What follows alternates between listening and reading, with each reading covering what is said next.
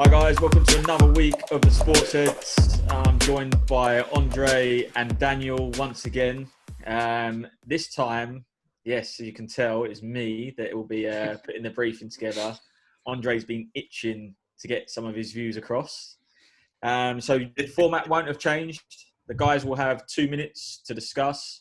You can be cheeky with it, leave someone on a cliffhanger where you can, and obviously get your view across the best possible way. Topics will be different, and this time we'll be venturing into a different sport with NASCAR. Bubba Watson, one of the, or if not the only, black driver in the competition. He's had a few struggles trying to get involved with the Black Lives Matter movement, and recently this week actually came into his garage to find a noose in there. So I'm going to start with Andre and sort of just get your thoughts on the whole situation of how he's dealing with it and how the actual organisation are going to deal with this matter as well. Hats off to Bubba Watson for keeping going. Like he's just made it clear that like it's not going to stop him in any form of way, and I think it's just like a real cowardly act. And obviously, I can't say what I really would like to say because we want to get monetized.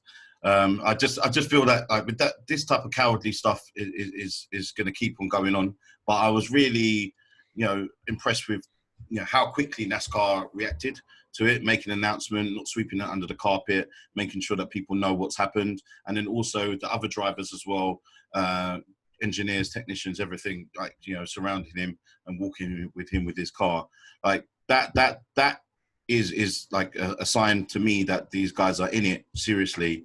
It's not a gimmick. It's not something that just want to just do for sponsors. That they actually want to make a change, and they're going to get new fans from it. But these cowardly guys who are saying, okay, well, it's our Southern heritage, and that's what it's not that. It's just pure unfiltered racism and cowardly acts that you're gonna not stay there to be able to confront him or say what you want to say. You want to do kid tricks by putting the noose in his truck. And I'm just really hope that they find, well, I mean, the only thing I want NASCAR to do is to be able to find the culprit and report him to the authorities quickly, because it is, to me, and I'm very sure to other people, a hate crime. And this is not something that is acceptable anymore, and people are not going to take this stuff anymore. That's unlike you to finish before his time as well. Wow. Interesting. Daniel, what's your view on that? Have you got anything to say? So I think, firstly, it didn't really make sense why the individuals would do it. Obviously, NASCAR came up with their ban on the Confederate flag, which was one. Which, if you disagree with it, that's one thing. But then to put a noose a few days after that in the garage of the only black driver in NASCAR, I think that was only going to push NASCAR to further, further push them on that agenda of we need to get rid of the, Confederate flag. So whoever did it didn't actually do themselves a favor. They must have, probably been drunk, thought, yeah, let's do this, let's show it, let's intimidate him. But, when an organization said they don't want to promote racism, and then you do a symbol that's associated with racism, what do you think they're going to do? The only obvious thing is to actually go and strengthen their desire to get rid of this. And I think for them, it's really showing like, look, no, this is actually a racist gesture, because when we were banned it a few days after, we've had a racist gesture in return. So, kudos to NASCAR. I think they're trying to appeal to a broader audience and not just focus on the, sort of that sort of core individuals in the South that are sort of still clinging to sort of the, sort of legacies of segregation and slavery. I think Bubba, that was a very good thing, in terms of him, in terms of being brave, in terms of not being intimidated. And I'm going to be interested to see how he continues racing, because to be fair, before this whole incident, I didn't know who Bubba Ray was. I knew about NASCAR, didn't really follow it. So if anything, this is now put more attention on Bubba, it's now put more attention on the sport, and it's probably going to encourage more, definitely younger generations, but just different fans in the sport to go into it. So I just feel like whoever did it was just ill. It just wasn't really thought out really that well. And it shows it, because now you're probably going to push it even further to making it a bit more of an inclusive sport. I just want to make one point. I knew about there was this. going to be something. Yeah, it's just, you know what? To me, it's this. It's because obviously in the UK, obviously in the Premier League, we've had a clown paying out of his own money to be able to fly on White Lives Matter just before the kneel, and obviously the attention we're actually bringing to the Black Lives Matter movement in the UK through the Premier League. It's cowardly acts like that actually makes people dig in even deeper, and then make us all band together even more.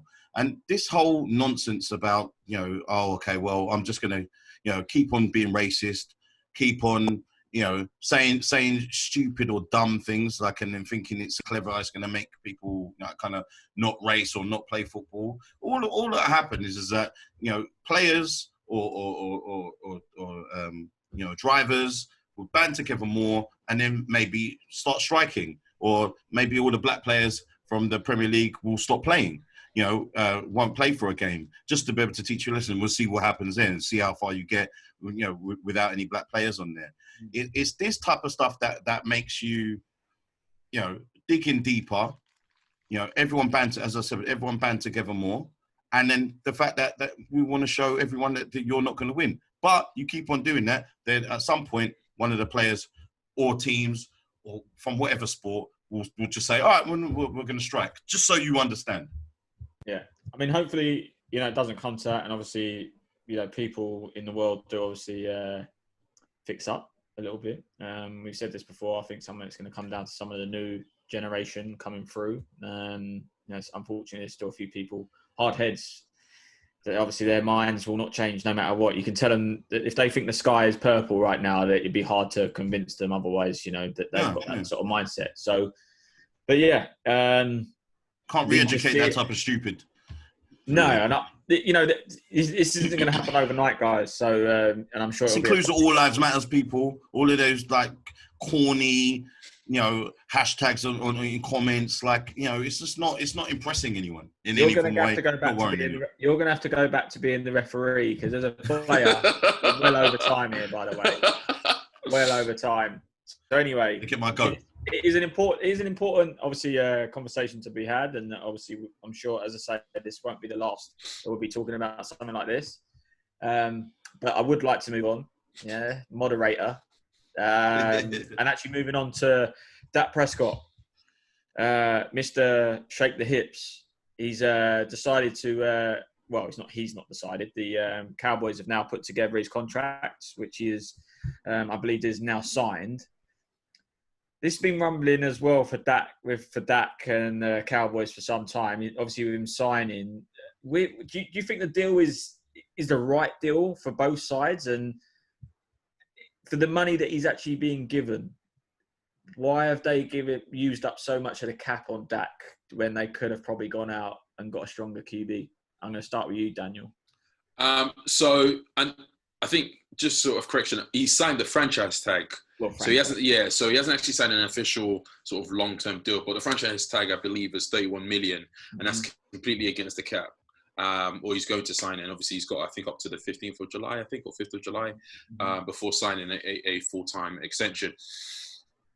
I think it works in Dak's favour to sign the franchise tag, because you're making, he would have made what?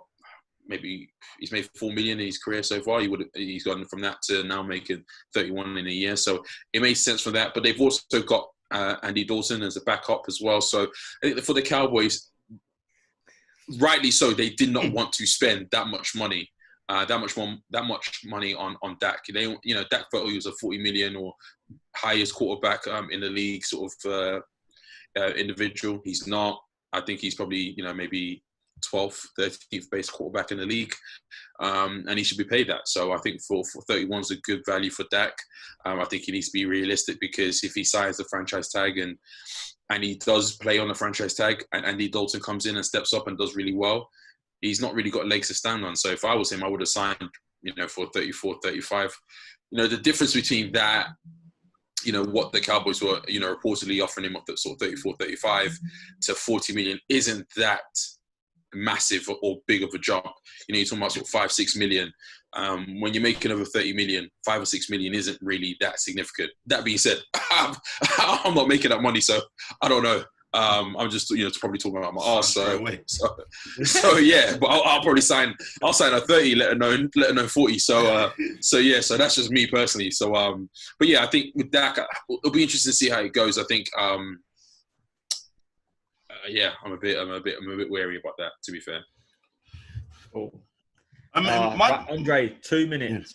Yeah. my take on it is this: is it's more about like I'm not really bothered about the actual the figure. Obviously, he deserves it because obviously I think he's proven himself. And okay, if you're going to argue, it's a different debate if you're arguing should he actually be the highest QB, because obviously that's a matter of opinion effectively. But at the end of the day, he's been a very good quarterback for the Dallas Cowboys, professional. Leads by example, no problems whatsoever outside. I mean, except for this, like the last secret party, whatever they had.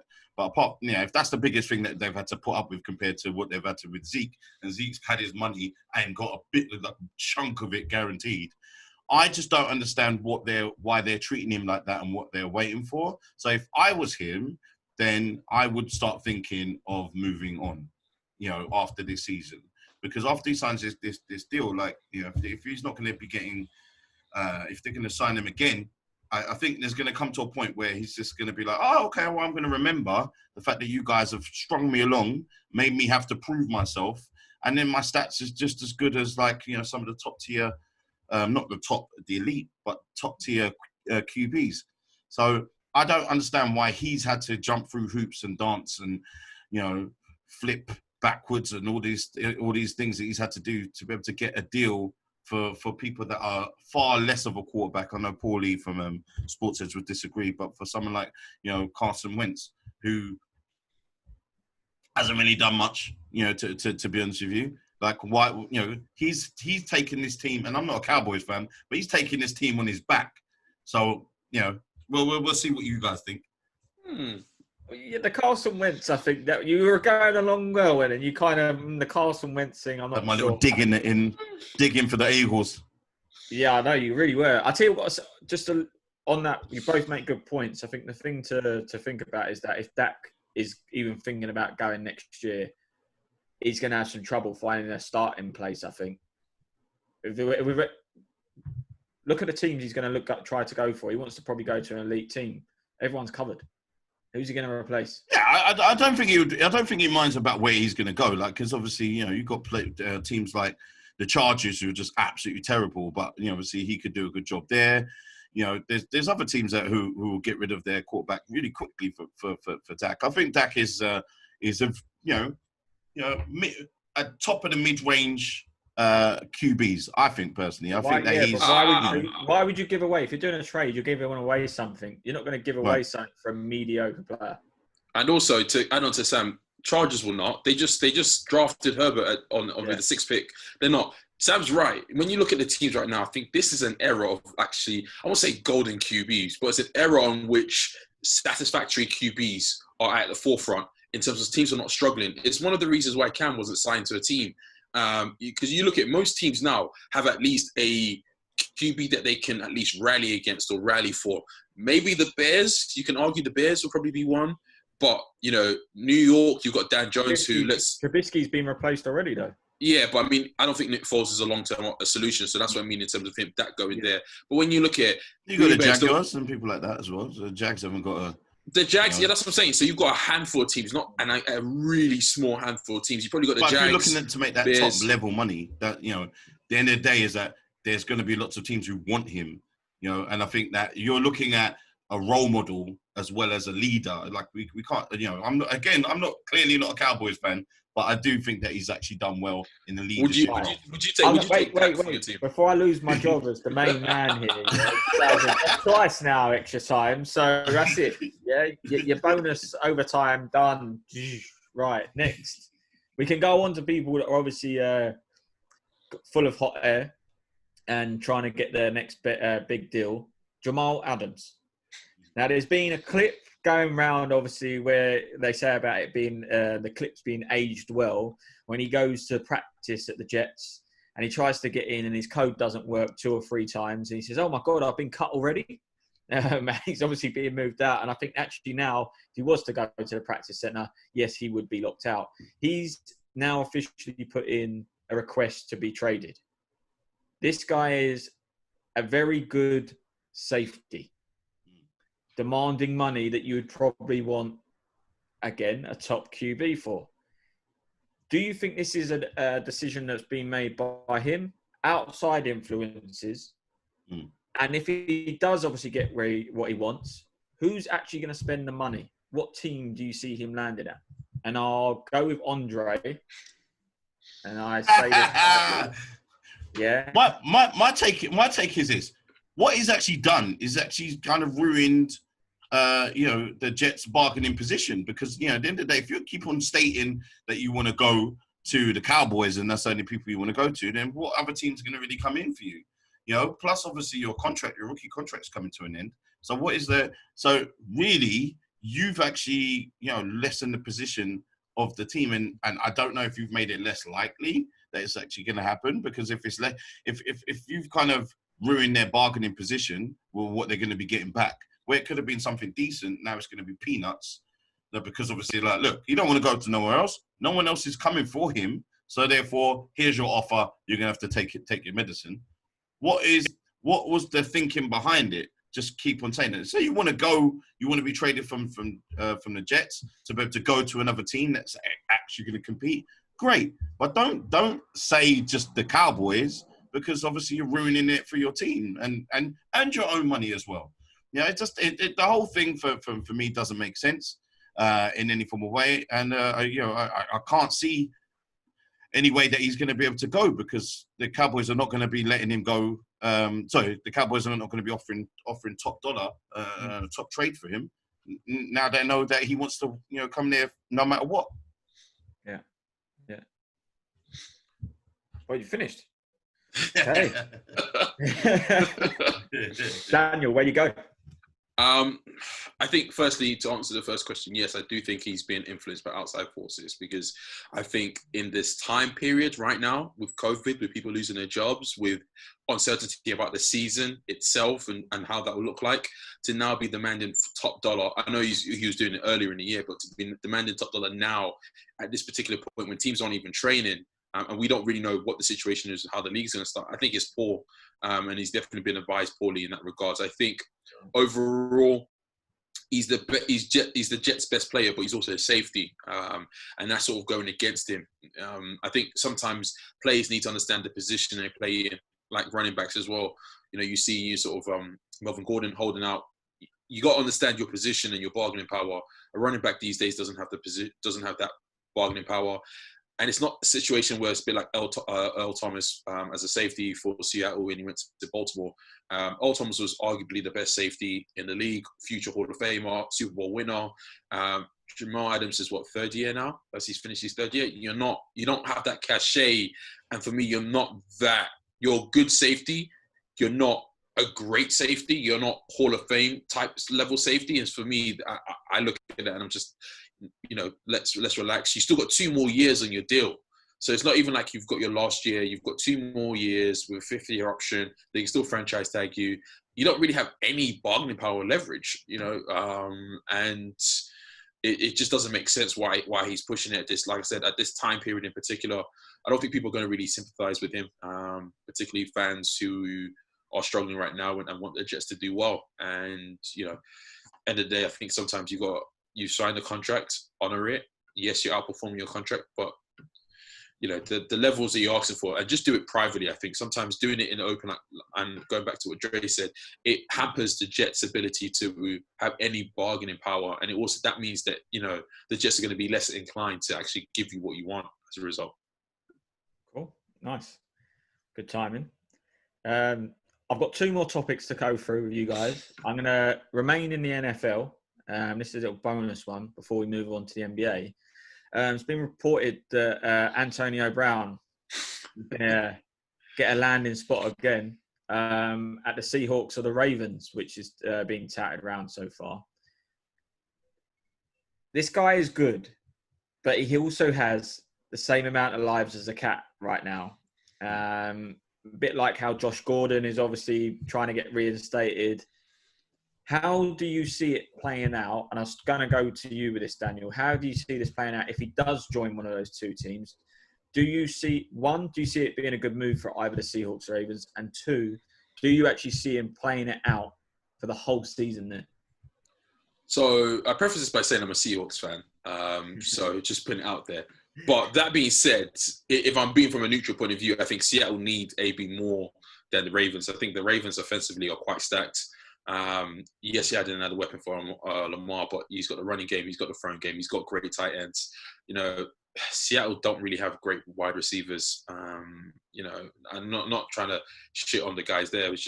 They're just not, it's not a bona fide number one receiver. But going back to this sort of the AB situation, I think it's tricky. I think if you went to the Ravens, I think their culture is quite strong and quite unique in the sense that if he went there and started misbehaving, I think the Ravens won't have it. I think when it comes to sort of culture in the AFC, I think you've got the Patriots and you've got the Ravens. You've still got that sort of strong defense, strong characters, personality from the Ray Lewis era that sort of won't let AB, sort of mess around.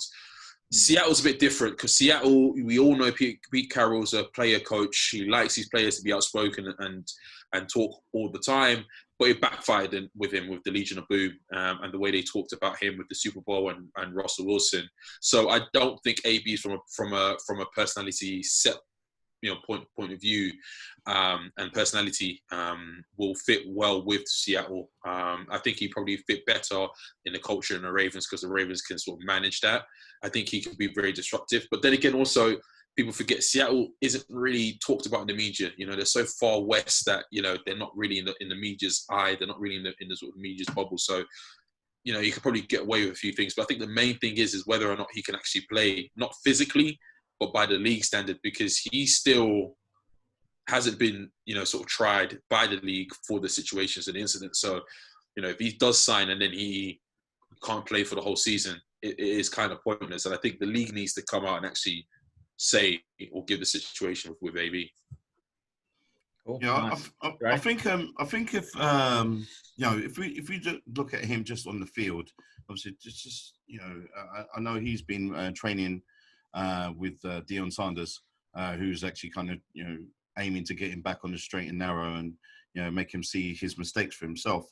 I think with AB, like if he can actually just be focused just on the game and without any outside antics, and let's say in theory they don't ban him straight away, then the Seahawks have got something serious. At the moment, obviously they've got Lockett and DK Metcalf as their like main two that Russell Wilson will go to. But you got a serious threat there, and then that's something that would actually, in the NFC West, that would be, that makes them contenders automatically because, no one can actually deny him. Antonio Brown on the field works his backside off. His productivity is always high. Even in that one game that he played for the Patriots, he made a massive difference to them. I think they would have got back to the Super Bowl easily if they had him. So wherever he goes as an actual player, no one can actually deny what's gonna that he's gonna improve the team. It's just that the whole circus around him. If that has not gone, the whole mess and the whole distractions around him, then there's no point in signing him. But if and that's a big if, it's going to be all kosher, then, man, you got one hell of a player, and they're definitely going to be up there for contention. I don't want him to come to the NFC West as a Cardinals fan. I'm gonna lie. I'd rather him not. If he did, that division is stacked with talent. But again, I'm surprised that the 49ers haven't been mentioned, with Deebo Samuel obviously being injured. The fact that they might need someone in there who sort of can play that deep threat as well. Although Garoppolo doesn't actually go for deep threat as often as you actually would think. I saw a crazy stat of how often he actually does, and it's not a lot. So be interesting. See if he does actually make it back in. Seeing a lot of players of that kind of era on the sidelines at the moment. We talk about Cap. We obviously talk about Cam as well. So it'll be interesting to see what actually comes of that. So, yeah, plenty of NFL chat today. Let's change up. Let's go to Disneyland. NBA. New York Knicks. I'd say one of the most famous teams, we say, when you come outside of the States. You know, people know the Knicks. The troubles just keep mounting up for them. And obviously now they're starting to sort out their head coach, and they're trying to maybe potentially bring someone back in from the golden era almost in doing that. What do you reckon the correct moves to get that organisation back to levels of competing for championships? And I'm going to start with you, Daniel, on this one. How far and what do they need to do? It's funny because when we talk about the Knicks, yes, they're one of the one of the more famous brands of the NBA. Outside of the US, and funny enough, they've not won anything since the 70s. So it's just interesting that they're quite known, and I think that goes credit to the team. But I think mainly going back to what they can do in terms of sort of themselves, I think it's ownership. I think ownership is the issue with me personally. I think he tries to dabble too much into the organization. I don't think they hire the right, from the top down. I don't think they hire correctly the right individuals or the right pieces. And I think I think that's why I think Madison Square Garden is a great venue. People love playing it. Jordan loved playing there. New York City is one of the few places that players would actually actively want to go and play their football in terms of New York. I mean, of their basketball in New York. So it is a situation of ownership. I think once ownership changes, I think you start to see that. I think Dolan's, for those who don't know, it's James Dolan who owns the company or the team. And he's not been a great owner at all. He always has fights with these players. I think he had a massive row with Charles Oakley in the past. And so, yeah, I think it's one of those situations where if he leaves and they get better ownership and then they change the structure from the top bottom, I think that would help the Knicks get back to hopefully where they are, because right now the East is there for the taking, really. Outside of Giannis and the Bucks and maybe Toronto, that's it, really. Obviously, we'll have to see what Brooklyn does with KD and Kyrie, but that's it, really. So again, the East is there for the opening. I'll start this off by don't sleep on my Celtics, because the Celtics on the East is pretty much the team, I think, and obviously you got the Heat getting a lot better as well. But on the Knicks, the only way that they're actually going to be able to make this more of an attractive proposition and joining there from free agents or head coaches, decent head coaches, is if James Dolan sells the team. Because I think what he's actually done is he's ruined the whole heart and soul of New York. Like, please believe this: if the Knicks are making a playoff run and or a championship run, then please believe over the Giants, over anyone in that whole city, that would be the most important thing. That would be the biggest story. I think what he does, where he's, if the fans can't say something to him, a fan said, "Oh, can you sell the team?" Then he throws them out and bans them. Someone said something on the street to him, and then he goes over and argues with them. The Black Lives Matter situation, where like pretty much, it was like a nothing statement, really. And then he was the last owner, last team to actually put out a message about it. And it's only because there was, upheaval from all of the staff, apparently, that he buckled, and then he put out this like weak as water statement. That is a New York team. That is a multicultural city. It's supposed to is one of the biggest names in sports, whether they're doing well or not. And unfortunately, he just ruins that. So nothing's going to happen. No free agents are going to go there, like Kyrie and KD, not going to go there. And no decent head coach is going to go there, really, as well, because the end of the day is that the show is all about James Dolan, and that's all it's about. So unfortunately, while he's there, nothing will happen. Good timing. Do you know, here's a bit of a fun fact for you. Do you know what the value is for the New York Knicks as a franchise? Oh, through the roof. Value maybe 3.1 billion. Yeah, that's good. Good guess. 4.6. He's not going to sell. I mean, who's going to buy? It's not just you're going to say who's Oh, going to there'll buy. be plenty of buyers. Oh, there'll be buyers. There'll be buyers. But 100%. 4.6 billion. That's a lot. There'll be buyers. There'll be buyers. You need to remember, But New York is he still. ain't gonna sell it. New York is still the home of New York's still Wall Street in terms of it's old school money. There are people in New York that make billions. US still has the highest number of billionaires in the world, so there are billionaires who want to buy it. I promise you that 100%.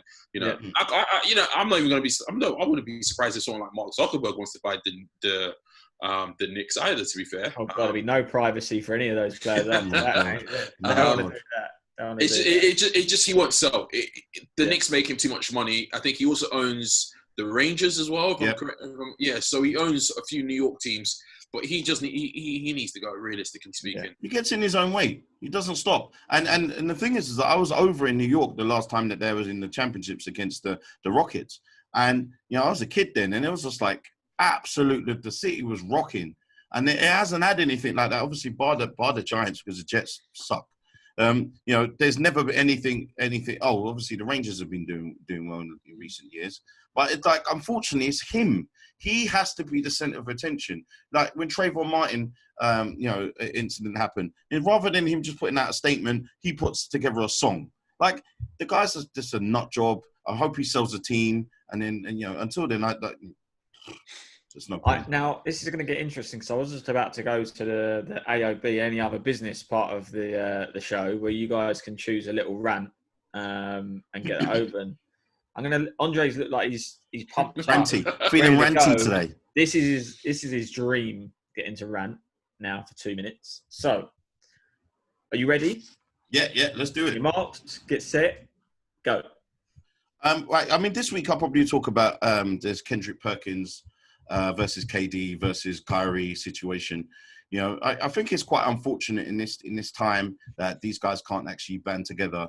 The whole situation was that Perkins seemed to be a big supporter of KD. Even KD even mentioned him in his speech when he won the MVP.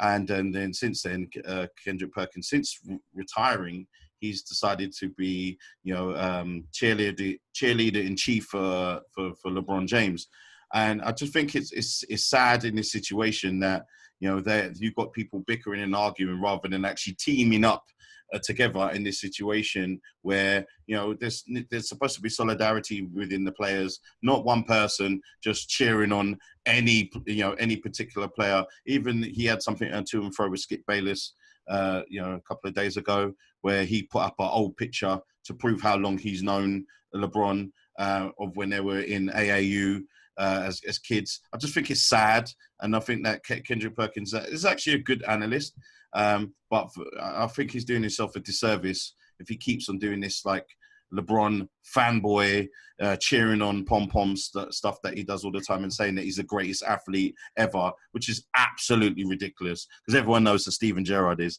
But no, but it's just silly. Absolutely. It's just like at this time, just like guys, kind of just band together, stay on message. Kyrie, stop doing this nonsense where he's just trying to be like the leader of the NBA players.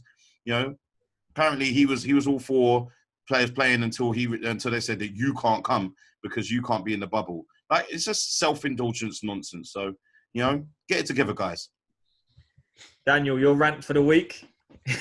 If you well, I mean, to be fair, what can I say after that? Andre's probably went full circle, full cyclone on the rants. I think for me, rant of the week would probably be just the sort of state of the sports affair. I think there's not real you look at sort of baseball, they're fighting over the amount of games and money. I think basketball, they're fighting over whether the bubble's going to go ahead, but some players don't want to play.